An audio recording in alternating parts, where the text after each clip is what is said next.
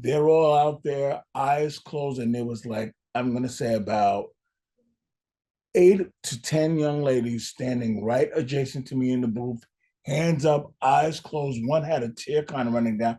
Oh, happy day. I don't know what their religious background was. I don't know if they're Christian, but I know they felt the touch of God that morning, as did I. And as most Black people grew up Christian at some point, I definitely did. This touched me. I actually teared up. It was just like, this is so beautiful. And I am so blessed to have the opportunity to do this. So today is Monday, March 31st, 2025. Who are we speaking with? Herb Martin. What does Japan mean to you? It is something that as a DJ, I am so proud to have had the opportunity to do it. And I've been doing it now since 2004. I went for the first time, and from 2008 to now, since the pandemic, I was going on a yearly basis. And one of the things I found about the crowd out there, the fans out there, they are so knowledgeable and they are so reverent when it comes to our music, the way it's supposed to be played. And I think it's humbling to see, because what I'm playing for them, okay, I'm playing new stuff too, but so many of the classics, which they know like the back of their hand, they know them as well as I do. This is the soundtrack of my childhood. This is the soundtrack of our childhood if you grew up here. And they know the stuff. And what I found about the crowd, they're about 10 to 15 years my junior in many cases. So if I'm playing something from, say, 1971, I was in first grade. You weren't born yet. The chances are their parents weren't dating, but they know this stuff. And I find that to be amazing. So many of them, they don't speak English. They speak Japanese, but I'll see them singing the lyrics. And then they'll come up to me afterwards, want to take a picture. Sometimes that's for an autograph. And I'm trying to communicate through them, only to find they don't speak any English, and I don't speak any Japanese, which is kind of sad considering how many times I've been there. But just the fact that you're relating to this just on a musical level is, to me, is amazing, and it's humbling. You told that your first gig in Japan was 2004. How did it come about? Tomoko Uno apparently came up to me one day around the time I got the residency for Together in Spirit. So that would have been around 2003. She said that she had was a fan of mine. She was buying mixtapes and then CDs from dance tracks, and I used to leave them in a couple of boutiques. And she wanted to bring me to Japan. And she said I had brought Alex Alvarez and a few others. I don't know all of the others. I think she may have said Disciple. I'm not sure. She may have said Timmy. I don't know, because I saw she used to have a party called Solar. She said, we want to bring you. And it took a while and a lot of back and forth just with the timing, with work and everything. But finally, we were set to go in the summer of 2004, and it ended up happening September, the end of September 2004. And friends of mine, colleagues of mine, and Kim had went, Camacho was out there on a regular basis, and there were a number of people who had went. Even Jihad had went. I was like, this is something I really want to do, because I always heard that they treat you so well and they know the music, and it was everything they said it would be. How does the club atmosphere in Japan differ from Brooklyn?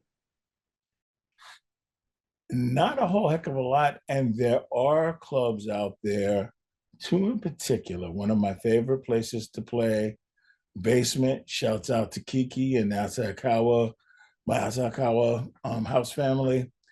And Wall, shouts out to my Guma family. They get down just how they get down in Brooklyn. Or I would say they get down how we used to get down. I have played sets. I think the shortest set I've ever played at Basement was maybe 11 hours. And I don't mean the party, I mean my set. And I think the shortest that I played at Wall was 12 hours. My personal best at basement.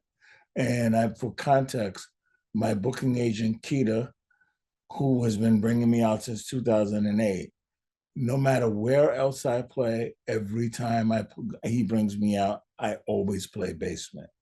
My personal best was 16 hours. I started playing at around 2 in the morning. We closed at 6 in the evening. And we closed, there was a good 30 people there.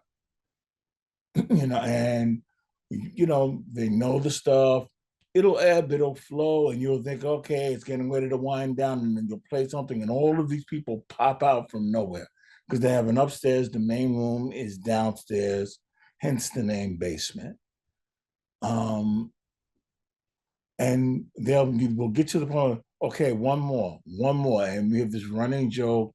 The owner's, okay, bring the lights up. I'm really tired. It's time to go home. And he's very reluctant. He'll bring the lights up. I'll start getting into it. Next thing you know, the lights are down. And he'll see, I only plan to play one record, but something comes to me, oh, we go nights with this. And before you know it, we're off to the races. And that's how the parties get longer and longer. But I enjoy it so much. Another big difference, and sad to say, but they really, really are fanatical about their sound systems. Now, I can't speak to all clubs in Japan, but the ones that cater to soulful house and what we like, they always have a very good high quality mixer.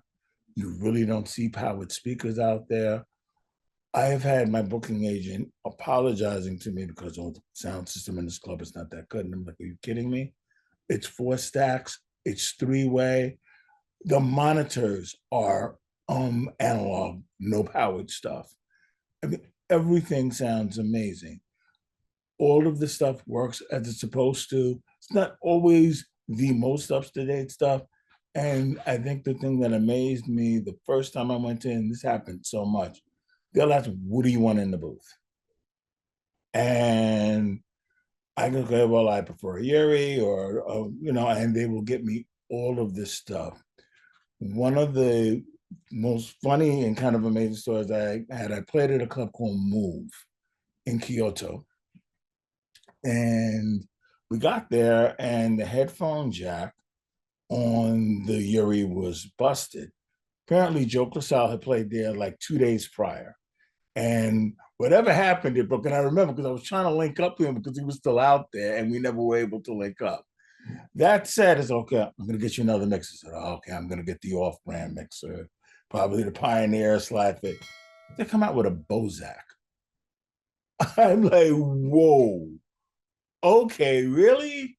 But that's how they get down out there. That is how they get down. I want to deviate briefly. You talked about 11 and 12-hour sets. This brings me to a different series of questions. What happened to the DJ residency and of course long sets? And let's talk about that first. Okay, well, here, and I can be honest with you and speak for myself, we're older. And I just turned 60. I think we move differently. When I'm not working and I go out to hang out, which is not every week anymore, normally I am in the club maybe 3-4 hours. Then I'm kind of ready to go home. Not go to the next party, go home. I wish I could say differently. And I can recall going back to the garage, the shelter, and it was like, if I'm leaving my house 2 in the morning, I may get back home by afternoon, maybe the evening. And this is not I met some young lady in it.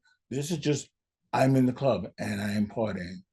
I can recall dating, and I've dated a lot of non-house heads, and they would swear, no, there's no way you in the club. What else is going on? And they don't understand.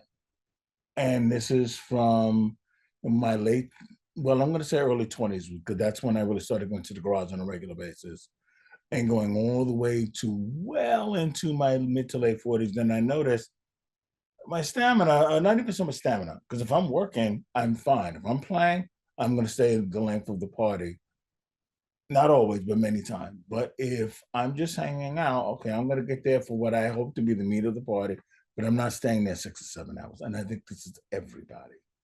And I would say within New York, within our particular scene, most of the people, I would say I'm kind of middle of the road. You have people in there early to mid, even late 50s, and going all the way up to 70. And I never dreamed that we would still be doing this, but God bless us, we still are.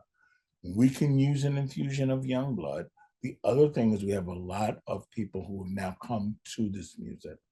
I've always wanted that to happen because I've always felt that this is good music. And a lot of people don't realize that. They don't really know what soulful house is, and they will confuse it with EDM, with techno. Those are offshoots of this music, but it's not necessarily the music. It all started from dance music, basically. And there are a lot of forms of it. I don't know, I don't feel that there are any good forms or bad forms of it, be it soulful, Afro, tribal, EDM, techno. Everything is not for everybody. I don't like everything, and I don't really like to categorize things by genre because I don't care what genre you put on it. If I like it, I'm going to play it. If it works in my set, I'm going to play it because with those long hour sets, I'm not playing house music all night. I'm playing house music. I'm playing jazz. I'm playing rock. I'm playing R&B. I may even throw in a couple of hip hop tunes, which is where my roots is. But I think those are the major differences. To come back to your question, now that what has happened to the long side. We also have a new infusion of DJs, both men and women, which is different from when I came up through the ranks. You did have female DJs, but there weren't as many. You have a lot more, and many of them are extremely talented. They're very passionate about it. I warn people when they get into this, be careful. This is addictive. I've been doing this for a very long time.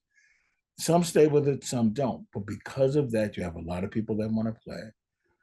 We have a lot of parties, and I don't know if this is a good or bad thing. It's not my favorite thing, where they will book 3, 4, 5 DJs to play a night. That really isn't my favorite thing. I prefer myself, me and one other person. I like to max it out at 3.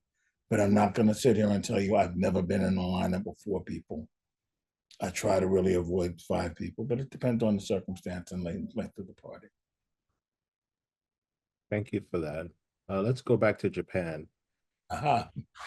Can you describe a memorable moment from one of your Japanese sets where you were like, ah, this is why I do? There have been very many of them, and I've had this actually happen to me a couple of times. Usually, when I play the Saturday parties, they will typically be, and it's not limited, but basement many times, and that's my closeout party many times, or wall will be my closeout party, and Guma. And this happened a few years ago, the first time I noticed it. It's Sunday morning, so I'm going to play some gospel stuff. And I was playing some gospel house, but then I went into some real gospel. They had been Hawkins singers, the Clark sisters, and like that. But during this set, then I picked it back up, and I was playing a house mix of "Oh Happy Day" by Tracy Brathwaite. I hope I got her name right. And it came to the chorus, and it was "Oh Happy Day, oh happy," and the refrain just kept repeating. And when I looked out in the crowd, because then it kind of went up that register where it went up an octave, they're all out there, eyes closed, and there was like, I'm gonna say about 8 to 10 young ladies standing right adjacent to me in the booth, hands up, eyes closed. One had a tear kind of running down. Oh, happy day. I don't know what their religious background was. I don't know if they're Christian, but I know they felt the touch of God that morning, as did I. And as most Black people grew up Christian at some point, I definitely did. This touched me. I actually teared up. It was just like, this is so beautiful. And I am so blessed to have the opportunity to do this. This year I had a similar experience at Wool. I forget the record I was playing, but when I was playing it, I want to say um, it was Edwin Hawkins. God, I'll come back to the title. But when I played it, I could just see the way they were feeling it. And I was like, wow, again, here I am. We got through the pandemic. I've been through a lot of ups and downs, mostly good stuff, but into every life, a little rain must fall. But here I am. I'm back out here at 60 and I'm doing this. And for context, I've been doing this since I was 13. I never believed in my wildest dream that I would still be doing something. I'll do it through high school, maybe in college. But here I am, and I have no plans to stop. Stop, don't stop. Mm-hmm. How has Japanese culture influenced your music selection or mixing style? It makes me want to dig, but that's not very different from here. I know, and I remember this from the 80s, but especially the 90s. Playing along a lot of the DJs and hearing them, Timmy, Merlin, playing at Ray Hands with Kim, my brother Preston Brown, God rest his soul, Eddie S., a lot of the more lofty DJs like Hiram, Trevor Fox, hearing the Jersey influence, like Jihad and his brother Omar, Naeem Johnson, it made you want to dig. And it's like, okay, wow, he pulled that out. I wonder how this will work. And really grabbing things from your childhood, listening to music. I've heard things on jazz stations, in particular WBGO, and I'm like, this is coming into my set. I don't know how we're going to fit it in, but this is coming into my set, you know, and you figuring out the moment to play it. And I get to do that now in Japan. And unfortunately, because of the way we move here, I don't get to do it here that as often, if at all. Those are moments that you cannot manufacture. You arrive at those moments. They happen organically. And when you try to force it, it seems forced. It just doesn't work. So every then and again, I get to do it here still. And look, it is what it is. I love my fan base here. And I'm grateful to get the opportunity to play. So I'll take it as I get it in where I can fit it in, you know. You mentioned something, and you also posted something similar over the past week. I want to touch on that. You mentioned about Timmy Regisford and Merlin Bob being your heroes. Speak on that. Tell people who those people are, and then explain why they're your heroes. Okay, so along with Larry Levan, there's Timmy Regisford, Merlin Bob, Grandmaster Flash. Now, there are plenty of fantastic DJs, but with Timmy and Merlin in particular, when I first transitioned from being a hip hop DJ, which is where I started, and I'm talking, when I started DJing, it wasn't even called hip hop, it was B-boy with breakbeats. Transitioned into hip hop, and I was playing mainstream music with a hip hop tinge as I started going to the garage on a regular basis. And I didn't start right away. I went for the first time in 1982. I would say by 85, I really started going on a regular. By late 85, 86, I was starting to go like they took attendance. So every Friday, that's where I'm headed. This is the plan. When you listen to the radio and I would hear both Timmy and Merlin play, wow, if I were playing, this is how I want to play. If I was on the radio, if I was in the club, they always just nailed it. Their mixes were so smooth, tight. The way they could weave in and out of classics and the things they would think to play, where, okay, you're playing all the new stuff, but they'll grab something from my childhood. They'll grab something that I never owned. Me and my sister used to collect correctors. She never owned, but I remember hearing this and they're playing it. And it would just kind of creep up out of nowhere, and it would, I mean, the mixes were just so smooth. And I was always a fan of that. And because of that, and in addition to, of course, the person who really taught me how to, well, he taught me how to slip cue. He taught me the concept of slip cueing. He's a childhood friend, actually, of my older sister. He was one of the first DJs I ever knew personally. Hold up, you said he taught you the concept of what? and slip queuing. And I'm slip queuing and queuing stuff up. When I was like 11 years old, I used to play drums. If you had asked me what I wanted to do for a living, I want to be a professional drummer. I had my own band. Christopher Williams used to actually sing in my band. We went to school together. That being said, when I grew up in the Valley in the Bronx. I would go to jams in the Valley Park, and you would see bands, but you would see DJs, and I thought this is the coolest thing. They're playing all the records me and my sister went to the store and buy. They're playing all the hot stuff off of BLS. I would hear stuff in the Valley Park before they started playing it on BLS sometime. So that being said, I was like, this is fascinating, it's so cool.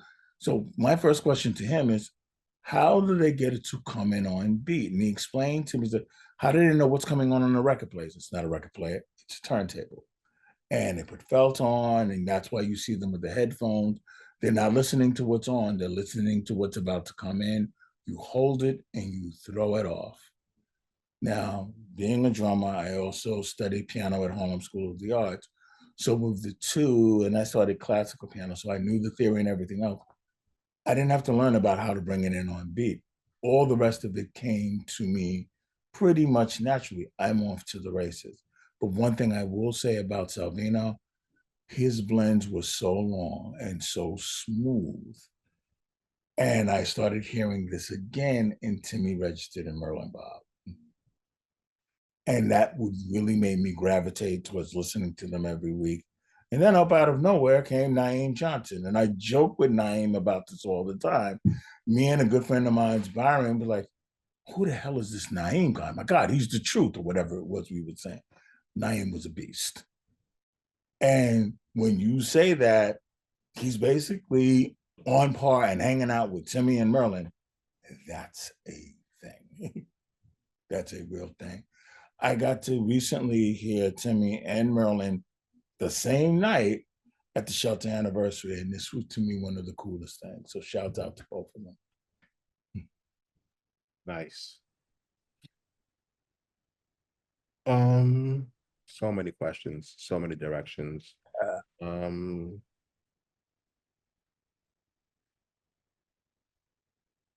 do you incorporate Japanese music into your sets when you're playing there? I can't say that I do. Now, if I heard something, okay, let me qualify that. Do I incorporate house music or dance music from Japanese artists and producers? Absolutely. Recently I have gotten things from Lost Soul. There's quite a few of them out there, and they do really good work. What's the most memorable after party experience you've had in Japan? I would have to say the 16-hour set. And there have been a lot like that, but I would say just the energy of it. And that night, everything was just hitting on all cylinders. And I remember I was getting tired. And not that it was such a stretch, because I think my previous record was 15 and a half. So it was really just another half hour to get to 16. But when I was like, I'm telling my booking agent, the owners, okay, let's start winding this down. So no, keep going, keep going. They normally will joke around, but they seem to say, no, keep going, keep going. And I think when we were about a little bit over the 15 and a half hour mark, okay, I see what they're doing. But the energy in the room was just amazing. And I think the other thing that was really cool about that year, it was the first year that I noticed from the time I had started going there. And I believe when this happened was 2015. I started going and playing at Basement in 2008. So there were people who either weren't dating or they just started dating. They're now married, and usually one of them would come, and the other, whether it was the wife or the husband, would come back, and they're bringing their kids in the afternoon. And I was like, wow, this is so cool, you know, just seeing that dedication. And I know we've done that here at Together in Spirit and different parties, and especially the outdoor events where people are coming with their kids and seeing that. And it's like, I was wondering where your wife was, or I was wondering where your husband was. And they're coming back with their kids, and the kids in some of the pictures. that was really a moment. That was a moment for me. And I know even going to the gig, many times these people, some of them will live in the cities where you're playing, but they're traveling many times from other places. And we're on the same flight. And they're waving, and I'm looking at my booking agent. Who is that? It's like, they're coming to the party. Wow. What's the Okay. most valuable lesson you've learned from DJing in Japan?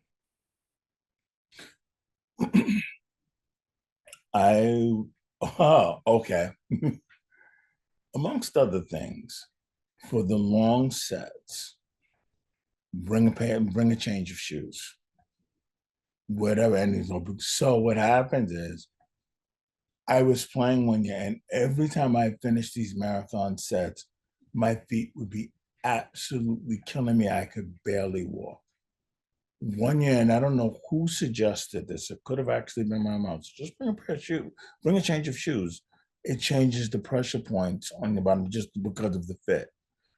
I changed, I think, from shoes to boots or vice versa. It was like I had a second win. I had a second because it's like all of a sudden now I can go longer just from changing my shoes. And I don't know if this is a Japan thing. Whenever I know it's going to be a long set or just a long day, I eat very light that day because I don't want to be sluggish. I don't want to be tired. What advice would you give other international DJs looking to break into the Japanese scene? It's hard, and especially now, because even though they're, again, I would say 10 to 15 years behind us in terms of age, we're seeing some attrition here, although there seems to be a bit of a resurgence with the Afro house scene and like that. But the attrition that we saw, they're starting to see. So the parties have gotten smaller, and much of the music and whatever we have, especially with the internet, they bring DJs out to hear the way we're gonna play it from our standpoint, having grown up with this or having been in the scene. But what I would say is make yourself visible. If you find that you have Japanese fans, introduce yourself and stay true to what you do. And it really depends on what market in Japan you want to play for. I kind of play to that soulful market. It's not all classics, it's not all new, it's an eclectic mix. So your music selection when you play, that's what it should be. And I would also advise, if that's not how you play, don't tailor make it just so you can get a trip to Japan. Everything is not for everybody. If this is how you play, then I lean into it. It was hard. For me, right circumstance, right time, and the right people got to hear me because it doesn't always happen. With Tomoko, I don't, she said she bought a couple of my tapes, and I guess she had heard of Together in Spirit. She had come down to Together in Spirit. So that's when she introduced herself to me. My current booking agent, Kita, I met through Jihad Muhammad when we were both playing down at Together in Spirit. He introduced me. I did an online show for him and his partner at the time. And then he asked, well, would you like to come back to Japan? I said, absolutely. And that's been that. And I've been going. I was supposed to go in 2007. I had a medical procedure I had to have a year to the day after I was having the procedure. The following year, I was actually leaving to go out there. Talk about a hell of a coincidence. And we had a long and really good history after that. Thank you for that. Mhm. Together in Spirit. Yes. Give us the Cliff Notes version. What is Together in Spirit? What was your involvement? How did you get involved? What did it mean to New York City? Well, Together in Spirit is Conrad, and Conrad is Together in Spirit. I first encountered Conrad. He was doing parties at Demerara, and I think at that time they kind of changed up the name to Planet 28. And a friend of mine who I had met simply because his name is Paul Cruz. He approached me because he saw me setting up for a wedding back when I still did wedding. And I had on a Paradise Garage shirt. So this led into a whole conversation. Well, he found a place to do parties on Sunday, and we wanted to do a Sunday party. Well, no, he found a weekend place, and I was like, we should do Sunday afternoons because I knew Behind Club Doors had been doing one and it had shut down. And there was something called Midas Touch going on, and it had started off good, but I know at that point Kim had left. But why don't we try to fill that gap? And we're going to do a Sunday party. Well, as it turns out, unbeknownst to me, Conrad was also doing a Sunday party, and that's how me and Conrad first met. I approached him about maybe we can combine the parties. He didn't know me, and he was very polite, but basically said, "No, not going to happen." That's it. I think at that time, I want to say Conrad was playing. I mean, excuse me, Camacho was playing for him on a regular basis, but I don't know whether that's true. He was calling them the Conrad parties, lowercase C-O-N, uppercase R-A-D parties, but then he started calling them together in spirit. I know at one point he had Les Alexander as the resident. He heard me play at Ceci's backyard party and said, Herb, we've got to talk. I did a guest spot for him.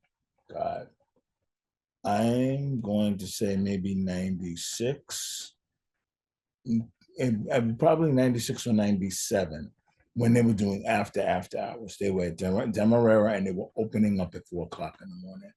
And that was the very first time I played for him. I think the next time I played for him, I'm not sure if I ever got another opportunity to play for him because when he approached me again, it was Memorial Day, 2001, before 9/11. And they were going to have a marathon. And Will Milton was the resident. And what Will Milton and Conrad and Glenn Thornton had done was amazing, just the way they captivated that whole crowd. And I'm like, okay, I bet I'll do it. And he said, you're going to play upstairs, I'm going to play downstairs. And this was an amazing night. At the time, I had a residency in a bar. I was playing at a place called Madam X on Houston Street, and I used to play there every Friday. And I got to play some of what I liked and some of, but I really had to kind of stick to the strip. And it wasn't a club, it was a bar. So I really wanted to do this. And they said, you don't have to play classics. You can play what you like. Just keep the crowd engaged. This was an amazing night. So many people came. There was just as big a crowd upstairs as downstairs. It was already crowded. And I think Louis was doing a party dance ritual down at Vinyl and they got shut down. Well, a lot of people came from that party to us. So we went from being pretty damn crowded to being packed. I played from 3 in the afternoon till 5 in the morning. Yeah. And I wasn't tired until I stopped. And so much of the time that happens, you'll stop and it's like, whoa. And this is when I think normally back then I was playing with vinyl. I would try to limit it to 3 or 4 crates. I think I had like 5 crates in a couple of bags. And I went through that stuff, but I had a ball doing that. That went so successful. We made it a thing where every time they did the Memorial Day party, he would have me downstairs. I did it once with Preston. I did it the year prior to the Preston by myself. But the first time I think Will Milton went to Japan, and this is just after 9/11, he let me play the main room. And normally they didn't do guests in the main room, but I played the main room because Will was going to be out of town. And I had such a good time playing. And people really showed up and they showed out. So when they came to a point where Will wanted to leave and do other things, he tapped me to be the resident, and he also tapped Kim right afterwards. And it was kind of a really good match because me and Kim, you may or may not know, we have a long history. We've been playing since late 80s, early 90s together. We created Amadi together, and although it's my party, it was actually his brainchild. So That leads me to my next question. Describe your relationship with Kim Lightfoot. How'd you meet? Yeah. Well, one more thing I will say about Conrad and Together in Spirit, it's a party that's basically, he tries to bring everybody together and he brings everybody together. And so much of the success in my career really started to skyrocket. It was already on an upswing, but him tapping me to first do the guest spot and then the residence, that put my DJ career on such a fantastic trajectory. So I will always be grateful to Conrad for that. And we have a cruise coming up. I'm not sure if you said so. That's what's next for Together in Spirit. You asked about Kim Lightfoot. I believe I used to do sound in addition to DJing. And I know he used to play for a bourgeois. We did sound for a bourgeois. But I believe the first time me and him actually met, he was borrowing an amp rack from a mutual friend, Arnold Buchan Campbell. And I say Buchan because he had a record out on Quirk. So we met at Arnold's house so that I could take the amp rack out of my van, because I used to do mobile then, and we can put it into his car. And I want to say this was like 1989. And I remember Arnold saying to both of us, the way you guys play, you play very well together. You kind of, you have a similar style and you're kind of like-minded in the way you approach music and approach playing. I said, And for context, this is, as far as I know, Kim had just started to lock his hair the first time. And I think his current wife, they had just started dating not long prior to that. So many, many moons ago. And I think how we came to start playing together, I started doing parties at Ray Hands and he would play at Ray Hands. He didn't have a sound system, but he came out one night when I was playing and we had encountered each other a few times and said, yeah, I got to play here in a couple of weeks. How would you like to do sound? And I was doing sound, but I want you to play with me. I'm like, oh, okay. And we hit it off immediately. And after a while, Ray, he started booking us on a regular basis and it was a regular rotation. What would normally happen if me and Kim played this week, Trevor Fox and Les Alexander will play the following week. If Trevor and Les played on Friday, me and Kim were playing Saturday. And it was always that thing. And it's funny, me and Trevor are really good friends now. And I'm really good friends with Les. But I never really knew them because I never lived in Brooklyn. I always lived in the Bronx. And I lived in Queens with my fiance for a bit. But basically, I was either in Queens or the Bronx. I would hang out in Brooklyn. And I've played in Brooklyn so much. People think I'm from Brooklyn, not from Brooklyn. Love Brooklyn, but not from Brooklyn. Went to high school in Brooklyn, not from Brooklyn.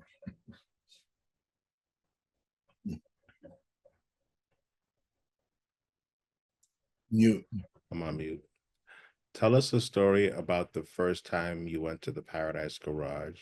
Who took you there? How did you discover it? What did you see, hear, smell, do? So, the very first time I went to the garage. And how old were you too? Okay. I was 17 and this was the day after Thanksgiving, which was literally the week before my 18th birthday. My sister, I had been hearing about the garage for a long time and heard how incredible it was, how incredible Larry was, the sound system, everything, the women. Oh my God, you gotta go. But make sure you go on Friday. Okay, that's fine. My sister would hear about this too. She was at Howard and she came home for Thanksgiving with her roommate. She's like, we're going to the garage. So a mutual friend of ours, and he's actually the cousin of Salvino, his name is Terry Hill. He also DJs. He had a membership and he got us in. So we were looking forward to it. The first thing I remember going up the ramp, and for context, it was funny because no one warned us, or at least I didn't know. So I had on slacks, dress shoes, kind of like this velour sweater thing going on.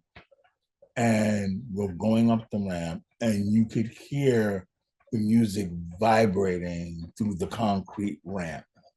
Whoa. that's one hell of a sound system. And bear in mind, this is in an era where most clubs had very good sound systems. I've went at that time. I had partied at Broadway International. I had been to Bentley's, all of the big systems in the parks. I want to say Roseland, but I never really cared for the system in Roseland. I had been to the Roxy, which was also a Richard Lawn system. And so I had been to clubs that had a system, but nothing like this. So we finally get up. I think I actually checked my coat that night. It may have been one of the last times I checked my coat. And you go through this little tunnel. And when you come into the main room, it's like the sound was incredible. You don't hear it, you feel it. The bass is intense, but it is crystal clear. There's so many clubs that I will go to where but the bass is indistinguishable. Whereas whatever the bass line is, you can pick out and you can hear every single note of that bass line. The highs are so crisp, you can hear the tambourine, you can hear the hi-hats, you can hear the snaps, you can hear the claps, everything. You can hear the on their S's. Everything is crystal clear, not too loud, and perfect balance. Now, what threw me a little bit was Larry was never a blender. So I was expecting all of these long blends and I didn't get that. But okay, the other thing that threw me is I'm hearing all of this music that I am not familiar with at all. But it was good music. I'm like, okay, I got into it. It was and the energy of the crowd was incredible. So I'm like, okay, there's that. What I remember distinctly, there were two new records that Larry was really pushing. Life is Something Special, because it wasn't out yet. It was set to come out the next week. And then the performer was Jocelyn Brown. Her hit, no, excuse me. The performer was Lace. Their hit was Can't Play Around. And I remember they came out, they performed, everyone is singing the record. And then after the performance, make sure you pick this up. This is out next week. If this is out next week, how does everybody know the lyrics? But what I found out later, number one, Larry did the remix on Can't Play Around. And the garage was his test ground. So he would play this stuff on a regular basis. So by the time it came out, it was new to everybody else. And they did play that somewhat on the radio, but Garage had knew this stuff backwards and forwards. The same thing with Peach Boys. Life is Something Special. It was cool girls running around the cool, and I don't know if they call themselves the Peach Boy Girls or the Peach Girl, whatever. And they were basically just promoting the record. And they had all this Peach Boy stuff on their T-shirts and like that. And they were the ripped T-shirts, all the stuff they were doing in the 80s and glitter and so on. It was really kind of cool, But it was nice. I did not start going on a regular basis, but as I started to get more into the club music, especially being in college, my sister would go on whenever she was home and say, "You got to get this, you got to get that," and I was hearing more and more club music. So now I'm really starting to get into it. Was already not only doing hip hop, I was going, I guess what you would call disco R&B, but I was blending. But this was more off the beaten path. So when I started getting more into the club music, I'm okay, this is really cool. And every time I went, I got more and more into it. And I'm not focusing so much on the mixing, but all of the other amazing things that Larry would do with that sound system that you're starting to realize you're not hearing this anywhere else. The way with the lights, dropping the mids, dropping the bass, having the bass out, and then it would just hit at the right time, and the crowd would go into a frenzy. And it's like, other DJs weren't doing that. And it was funny because I can laugh now. I had this Gemini mixer, it had a 5-way EQ, and it actually acted like a crossover. Finally, someone told me, no, there's no EQ on the mixer. It's called a 3-way crossover. And then I found out later that was the brainchild of Larry and Richard Long, and he kind of helped invent that. It was just like, wow. When I think now of all of the music I play, the way I approach playing music and so many of the different things, the effects, I can remember I saw my first confetti pop the first night I went, and it was off of Go Bang. And when I remember, they came to the point, it's like, I'll do anything to get the chance to go bang. I want to go bang. The first one was kind of small, and it was a small pop. And I heard the pop, and I looked, a little bit of confetti came down. Then I want to go bang, and he hit it real hard, and boom, it was raining confetti. And I'm just sitting here like, wow. Because up to that point, I had only seen that on TV or in the movies. I had never really been in a club where they did a confetti pop. So anytime I went to the garage and he did a confetti pop, it was always a cool night. This story.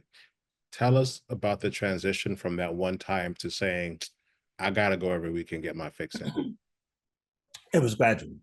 It was gradual as I started to get more familiar with the music and my ear started to change. And one of the things that really kind of hooked me, we now call them classics, but just things that I grew up with. Like I remember the first time I heard Hit and Run there. I remember Hit and Run growing up. We had a stereo in my basement, nice. And for the time, it was great for what it was. And I'd hear it on the car stereo. It didn't sound like the way it sounded in that club. And again, I didn't hear Hit and Run. I experienced Hit and Run. I remember hearing Girl, You Need to Change Your Mind. I remember hearing the record. It was out in 72. So I would have been in maybe second, third grade. So I vaguely remember hearing it, but we didn't have the album. But I just went, damn, I kind of remember this was so cool.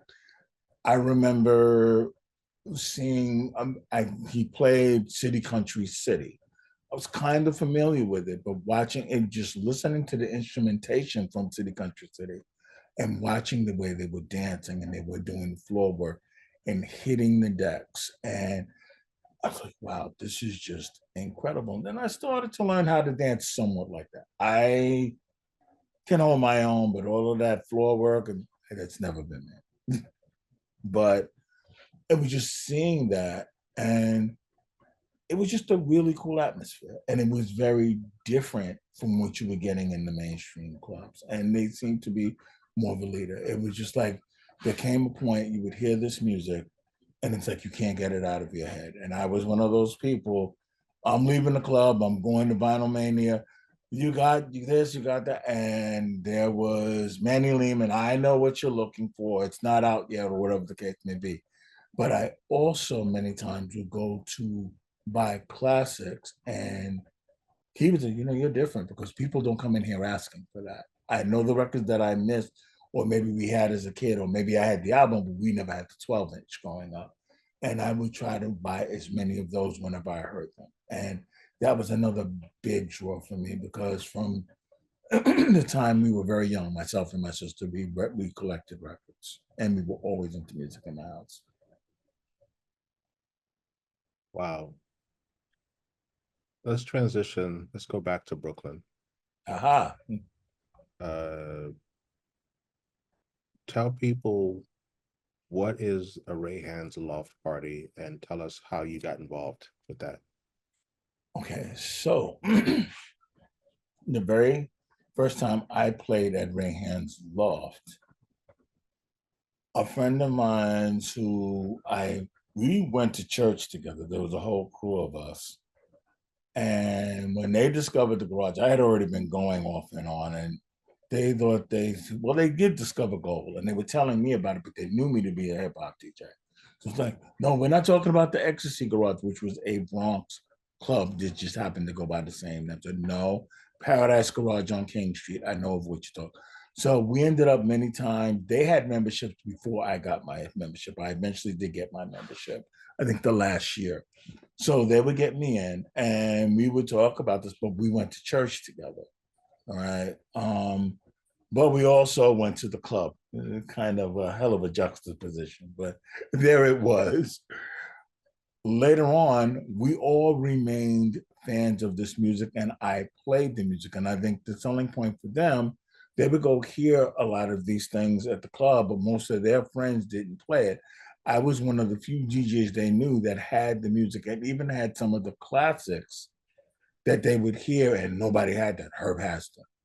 So when they started doing parties in college and after college, they would always hire me. I did a ton of parties for them in their houses and this, they got their apartment, the housewarming. Well, this guy, Shelly Winter, he grew up here. He now lives in Atlanta. He, with him and a partner of his, they were having a party, and I think he did this with my play cousin Chip. They were having a party at Regis Loft, and it's owned by this guy. He used to be a fireman. His name is Ray Hands. And the first party I played, believe it or not, they had like a vestibule before you came in, and then the main room was in the back. I guess they didn't spend the money to get the main room, so the main party was in the vestibule, and myself and my good friend Mike Bracy, we used to play together all the time. We played from the back room, but Ray liked the way I played, and he asked me, "How would you feel about coming back to play?"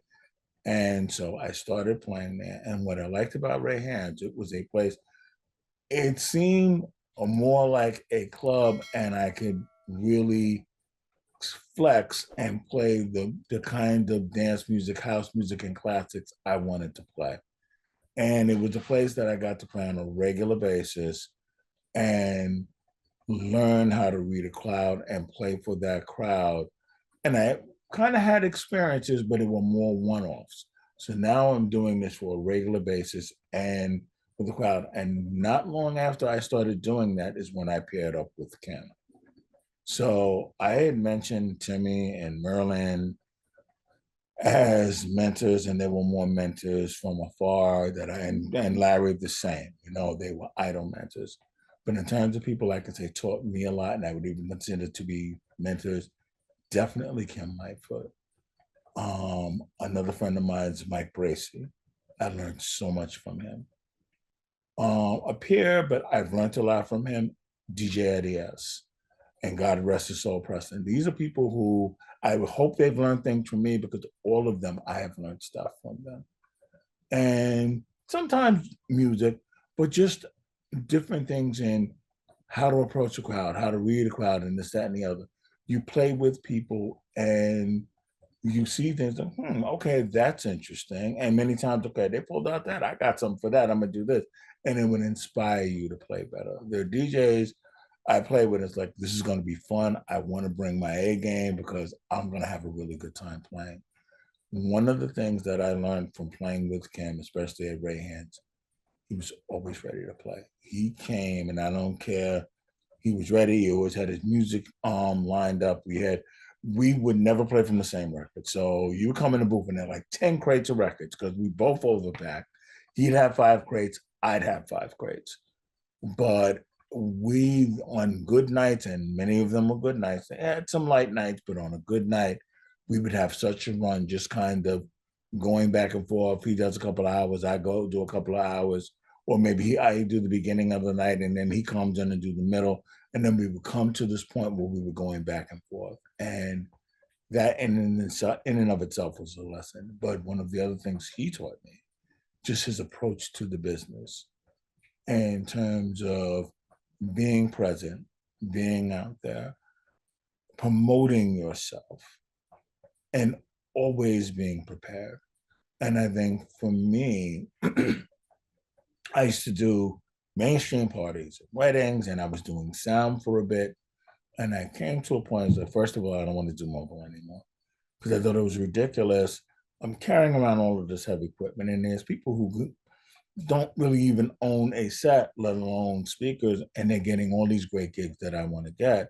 And it's because they're applying themselves as club DJs. And then number two is like, I don't want to do mainstream stuff. I've been there, done that. I've done the wedding thing. I got fairly proficient at doing them, and the line dances, God help me, all of that stuff. And then it's okay, I've been there, done that, but I've outgrown that. This is something different. And I felt it was a bigger calling where I could really educate people and just take them to a different place. Take them back to a place, damn, I can't believe he played that. I remember this growing up. I totally forgotten about it, but boy, and it takes them right back to however old they were, whatever it was they were doing when that record was out or when that record was in their life. And that's one of the things that I started to learn, not just at Ray Hands, but at all these parties. And I learned that you can play almost anything. You can play Mary Had a Little Lamb if you play it at the right time. And it's a learning curve. This may not work in this particular situation, but a couple of hours on a different night and a different circumstance, this can be the jam everybody's talking about. It's how you present it, when you present it. Is the crowd ready to receive it? And experience teaches you that. Let's start from the beginning. Where were you born and where'd you grow up? Okay, I was born right here in Bronx, New York, born in Jacoby Hospital, and I grew up in the Bronx, born and raised in the Valley, which is Northeast Bronx, right in front of Co-op City. And are you still in the Valley now? I actually have moved back here, and I'm helping take care of my mom, and I have a special needs daughter. So that's what I do, and I work a day job full time. Which leads me to my next question. Some DJs go all in on DJing and others maintain a day job. How did you think about that? And why did you keep your day job? Interesting. So, again, I started playing when I was 13, and I want to say, and especially around the time when I was going to the garage on a regular basis, I realized, okay, this is something I want to do seriously. But it would be a side hustle, but a hustle. And I took it as seriously as I took my day job. At some point, I hit a crossroads and I was in my mid to late 20s. And I really had considered maybe I quit my job. I work for New York Public Library. I've been working there since I was 16. Okay. And I was like, do I really want to pursue this full time? Because I'm seeing people who take this seriously. And DJs were producing, but at the time, you didn't necessarily have to be a producer to be a big time DJ. But it's like, do I want to pursue this full time? And start playing these clubs. And I was doing a lot of mobile gigs and a lot of stuff.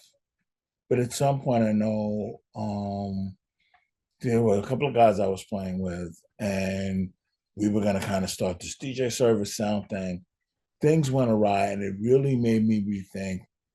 You're on a full-time job. You're working towards a pension. You do have vacation time. So getting time off to play was not that hard. I hadn't become a supervisor yet because my seniority had to start all over when I went to be supervisor. But then I got to a point again where I can pretty much get the time off I need when it's time to play. And I don't regret it in that now that I made the decision, I'm going to stay with my day job. But I do take this DJ thing very seriously.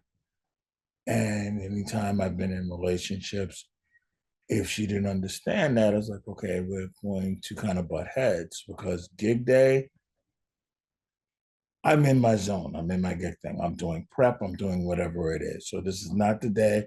Well, we're going to do this in the morning. I don't gig day. And we would, Mom, we need to go to shopping. Not on gig day, unless it's a really small thing. And usually even those, I want to keep that day clear.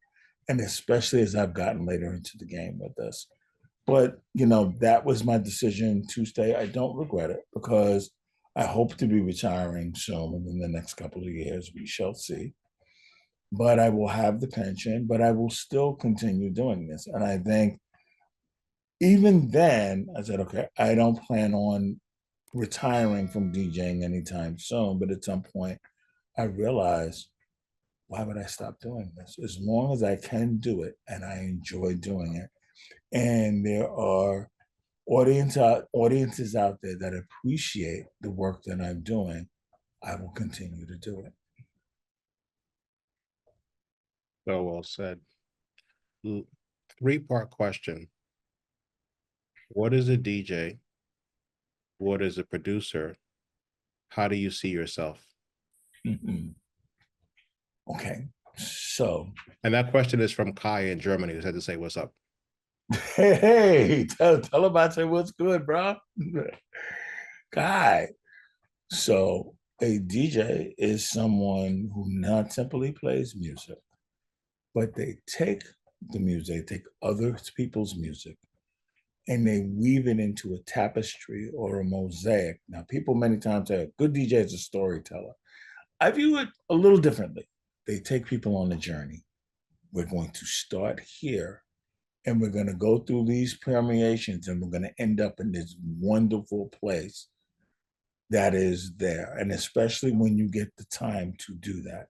And basically you're taking other people's music, but you're turning it into something that is larger than the sum of its parts. That's what a good DJ does. Oh, and I've heard it said, and I know it's true. Good DJs will play all the things you want to hear. Great DJs play things you didn't even know you wanted to hear. Whether it's a classic, whether it's something new, they're educating you both with new music and old music. Maybe it's something I grew up in that era, but I don't remember this. Maybe it's something I had totally forgotten about this, and I'm bringing this back. A genre that I typically don't listen to this particular genre, but damn if this isn't hot. That's what a good DJ does. A producer, and there are two kinds of producers. There are musicians who are producers where they physically get there and they make the music. They also have the concept, they're writing the music, and they're kind of the artists. And then there are some who are just more remixers and they're hearing something and it's like, I'm reimagining this way, that way, the other way. And that is different from a DJ and that, okay, you're going to, from our standpoint, you want to take this and make this dance floor friendly if you're doing dance music. A DJ, the assumption is it's already dance floor friendly, but I'm now going to give you my interpretation of this dance floor friendly record. And sometimes you are taking something that's not necessarily dance floor friendly and making it dance floor friendly. In my opinion, they're two different muscles. They're very important. Not every good DJ is going to be a good producer. Not every great producer is going to be a good DJ. You do have many that do both exceptionally well, but it's not always the rule. And who does it exceptionally well? I can go this long list. Louis Vega is fantastic about this. Spinner is fantastic about this. Jihad Muhammad, beloved. God, I don't want to forget names, but I can go on and on and on. But these are people whose music I do buy, and they're also very good DJs. Spen from Baltimore, great DJ, great producer. But then you have others, and I'm not going to name them, that they produce stuff, and sometimes I have received things, and it's like, this is nice, and I don't know that I'm ever going to play this. I have dabbled in productions, and I know you probably heard of Soul Drones, and that was kind of a fluke. I was playing around with the amp for the song. I was literally on the phone with the woman I was saying, just playing around with it. Caught the soup and like, oh my God, this is causing spill. Let me call you back. And like, I need to do something with this. And I wanted to get someone to play congas over it because I am a drummer, but I've never played congas or the djembe. So I had Eddie S in mind, but I didn't want to wait. I'm sorry that I did that, but I'm hoping to get him for the remix, which I am currently working on. But I do feel as a producer, if and when I'm going to produce something, and I do have some ideas in mind beyond Soul Drums remix, I want to put stuff out when I have something musically to say, as opposed to making a track for the sake of making a track. But I will say there are so many talented producers out there now. The technology makes it easier, but some of the things that you hear, some stuff is okay, but some stuff is just like, wow, this is some fantastic work. So it is a matter of looking around, finding your niche, finding your sound. It's become easier and harder, and that you don't have to necessarily go to the record store, but music is all over the place, and so much of it comes out. The deciphering part is that's the devil's in the details. There's so much music that comes out. You have to decide what's right for you and what will work on your dance floor. Thank you for that. Let's talk about relationships. How did you balance relationships at the same time balancing a full-time job, at the same time balancing an international DJ career? What took priority? How did you find balance? you know, just talk about that. Because and the reason I'm asking is I've heard from DJs and dancers where they meet somebody, it's great. Like I'll give you one dancer, I'll leave his name out, and he's like, yeah, I go to the garage every week, or I go to the club every week, and she's just like, no, you're not, and he's like, no, I was doing this before you. I'm doing this while I'm with you. You can come or you cannot come, but I'm going, and I'm not going to get lucky or anything like that. I'm just going to get my life. So have you experienced some of those experiences as a DJ, and then talk to us about how you navigate that? Absolutely. I have experienced those things. It's not always easy. I was in a long-term relationship with someone for 7 years who I met at the Paradise Garage. We were actually engaged. She was one of the few people I never had this problem with because she totally understood. She met me, she knew I was a DJ, and coming from the culture, she was also a member. So she understood what I was doing. And she understood, yes, there are going to be women out there. And if he decides he's going to stray, well, it doesn't have to be at the club. And she kind of understood that. But I have encountered um, who is that? Why they're looking at you like that? Sometimes people, they're being friendly, sometimes they're actively flirting.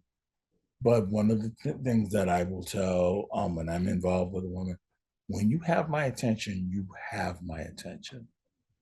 And if I make the decision, which I'm at a point in life, I don't plan to make that decision again of straying or trying to be a player. I'm just too old for that. When and if I find someone again, I'm hoping this is it. If it happens, it happens. If it doesn't, it doesn't. But that being said, notoriety and someone who wants to come on to you because of who you are is not substance. And if that happens and you decide you're going to roll with it, and what I hope people, if I'm seeing someone they understand, that depends on how strong we are together. And that's a lot on me. And it's not a matter of who's out there. In terms of the music itself, the music, the scene, it may put the temptation there, but temptation is always there. I work for New York Public Library. Temptation is there. Whether it's the public or even coworkers, temptation is there. Whether it's train, bus, neighbors, old friends. Bottom line is the relationship is as strong as the two of you are, and trust is a big factor. If the trust is there, then whether I'm doing gigs or whatever it is, shouldn't be an issue. Then the other thing is the hours. I can recall I was seeing someone and she had just met me and I was going to the shelter, not to play, just to hang out. And I was going on a regular basis. I hadn't been in a minute. She was a nursing student and she called me and it was a Saturday night. And she used to do overnights. And I was taking my nap before I went to the shelter. And it's like, oh, I'm sleeping, but I'm getting into she said, I'm gonna call you back on my next break. I said, no, I'm actually getting ready to get up and shower and go to the club. Come on, you're half sleeping. I know you're not getting up to go anywhere. I'm gonna call you again at around 3:30, 4 o'clock. So when she called me back, she called my home, because this is when I had a landline, didn't get me, and then she called my cell. Where are you? I said, I'm on the train getting ready to go into the tunnel. You were serious? Yes, I was serious. No problem. Call me when you get home. So at the time, the shelter used to close at 9 o'clock, and then the whole crew of us, we went out to breakfast. So when I called her, it was around 11 going on noon. I just waking up. I said, no, I'm almost home. Almost home from where? I'm just getting home from the club. You're what? She had a fit. At the time, I thought it was cute because it's like, oh, this is the first time she's showing jealousy. And I wasn't trying to make her jealous. But if you went to those clubs, you knew how we rolled. We went to the shelter and we all went to Socrates Diner after the club. And now I'm on the train headed up to the Bronx that I never called at the time, headed home. And to her, it was inconceivable that you went to a nightclub and it's almost noon and you're just getting home. But this was the thing. And she eventually came to understand it. But it was a thing that kind of helped drive the wedge in our relationship because she had a hard time accepting the music, all of it. We're cool now, but if you're not from this community, this soulful dance house community, it's hard to conceptualize and understand. and especially the age we were. You're still doing this? And I didn't see anything wrong with it. I still don't. And it's funny because now you're seeing a lot of these people, well, and they're coming back into this. Not necessarily the same hours, but they're seeing and they're understanding the power of the music. And I love that aspect of it.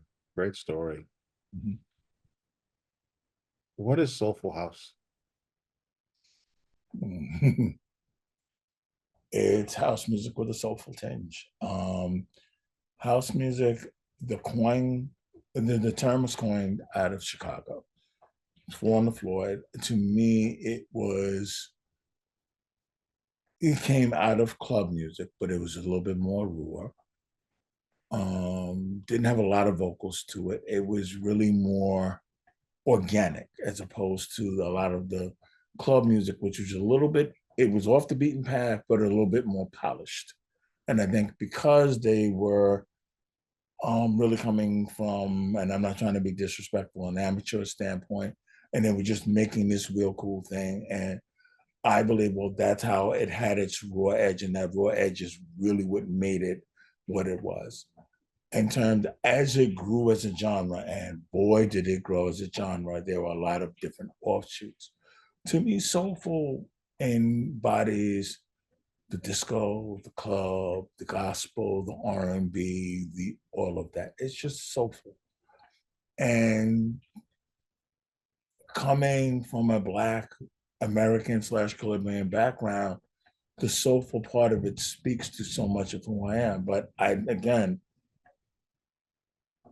soulful to me is a good deal of what I play, but I play Afro house, I play tribal house. I hate all the damn labels. But I think soulful house in and of itself is probably more where I live than any of the genres. But I don't care the genre. If it sounds good, I'm going to play it.